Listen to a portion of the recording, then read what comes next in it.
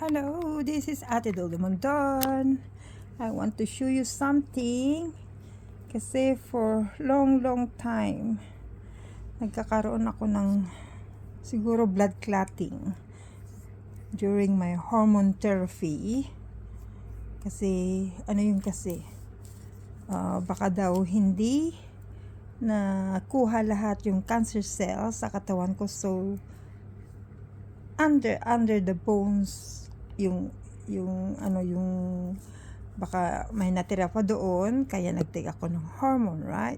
So during mid years ng hormone ko, ayan yung side effect niya, yung mga paa ko, yung nagmamanhid yan kasi yung pagdaloy ng dugo hindi maganda, kaya nagmamanhid. Tapos aakyat dito nung ilang gabi, parang may tubig dito, yung yung parang may foam ito. Kasi nga nung last time na nagpunta ako ng market, halos pagiwang-giwang yung mga paa ko pag maglakad kasi nga manhi yung mga tapos yung mga ugat dito, parang puputok dito, yung malalaki sila pag hindi makadaloy ng maganda. So ang ginawa ko, nakita ko ito sa Sasa, sa labas ng door nila, bumili ako yan patch. Kasi pag may hindi maganda sa pakiramdam, yung iba nagagamit ng ganyan para susupin yung mga doon sa katawan mo, kung ano yung nararamdaman mo. Yan yung first na pag-take mo dito, kasi yan powder yan, powder, gamot yan, herbal yan, powder yan sa loob. Then tapos ito yung niya, yung adhesive, and then ilagay mo yan, tapos ganyan siya. Ngayon ipakita ko kung ano itsura ngayon, kasi nga talaga naman yung pa ako, pag hindi ako gagalaw, baka mamaya hindi na ako makalakad talaga, kasi parang parang pinapatay na dito, manhid na talaga yan. Tapos hanggang dito siya, nararamdaman ko talaga, ayaw ko lang umakyat sa taas kasi baka mamaya pupunta sa puso ko, doon na ako maano talaga. Kaya habang nandito pa, ngayon medyo okay na siya kasi nasusok na yan. Tignan mo yung first, pag gumamit ka nito, diba, very dry pa yung powder. Then kinabukasan, don't make too much. I'm doing something, don't talk. May ginagawa ako, nag-iingay tong kasama ko dito. Yan. Pag first use mo ito, ang mangyari pag kinabukasan, very wet na yung powder, diba? Ang itsura nun, itim na itim.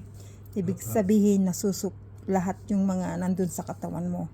Ngayon, nung first na naggamit ako nito, hindi siya itim. Ang ginawa ko ngayon, para hindi matanggal ito, naglagay ako ng tape para hindi matanggal, para hanggang kinabukasan nandito pa sa paa ko. And then tignan mo, see? Ang itim, see? Look? See? Ibig sabihin, sinusup niya yung aking yung doon sa loob ng katawan ko, see? Ang itim niya. Pag wala siyang makuha sa loob ng katawan mo, hindi siya ganyan. Bali light color lang. Ito ang itim niya, see? Dito sa kabila ulit. There. Gagawa ako ng paraan kasi baka mamaya hindi na ako makalakad. Kala nyo, hindi basta-basta. Kasi ito, may cancer tayo. Kaya, yan, see? Ang itim niya. Pero hindi siya masyadong wet. There. Pag marami siyang nakuha, wet talaga. Tapos matubi yung siya, very wet. Ngayon, medyo dry siya, pero ang itim niya, see? See, medyo nag-okay na yung paa ko. Kaya mamayang gabi, gagamit ulit ako. Kasi nga ito namamanhid talaga. Tapos, pag hindi makahinga yung paa ko, yung sa legs ko. Yung mo, ang laki yung ugat niya. Oh, see, look. Yung ugat niya parang puputok siya. There. Pati yung mga, oh, tignan mo yung mga ugat, oh. See, kala nyo, si Ate Doll is suffering so much. Pero, parang okay lang ako, pero hindi. Lalo, hindi ako nakakatulog paggabi. Kanina, nakaidlip ako. Siguro pagod na ako, kaya nakaidlip ako. There. Habang hindi ako makaidlip, nagpi-play ako sa mga channels ninyo, kung saan ako makarating. See? Oh, now. Mamaya hugasan ko maya. I need to dry it up. Kasi malagkit. Malagkit siya. Yan. Yeah. Yan yung mga ugat-ugat. See? Pag hindi nag-ano yung mga ugat, dito siya. Kasi syempre hindi siya makapag ano yung ugat. Kaya syempre dito manhid dyan. Kaya ngayon medyo okay na. Pag nagsapatos ako mamaya, kasi lalabas kami mamaya to buy medicines, and tonight we go to the peak. There. Biro mo noon, hindi ka makakatulog gabi-gabi. What do you expect? I'm gonna die. I don't want to die. I want to go home first. There. Pag hindi ko gagawin ito, I gonna suffer more. And then mamaya, umakyat na yung manhid. Pupunta na dito sa taas. Ito yung mga ugat. Parang gusto nang pumutok. Oh. Dito yung mga ugat. Ang lalaki. Kasi hindi nag-circulate yung blood dito. Ang natin dito, buhay natin nandito. Lahat ng parts of the body nandito. There. Yan, nandito lahat yan. See? Mga ugat. Kaya hindi mag-circulate yung dugo pataas. Kaya yung legs ko parang puputok yung mga ugat.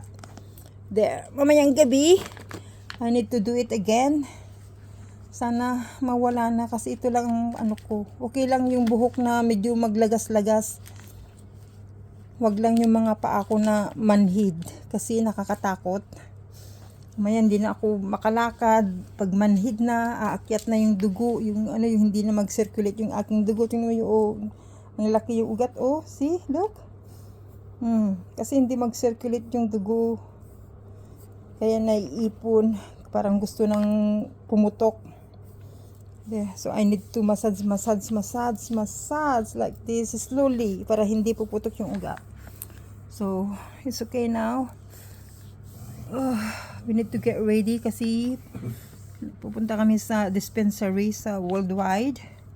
There, bye for now. Shout out mga Team Kalinga partners, Kuya Bal Santos Matubang, Ate Edna Vlogs, Kalinga Rob, sa lahat ng mga ambassadors ng Landing Pad, mga sponsors, solid viewers. Thank you so much. Bye!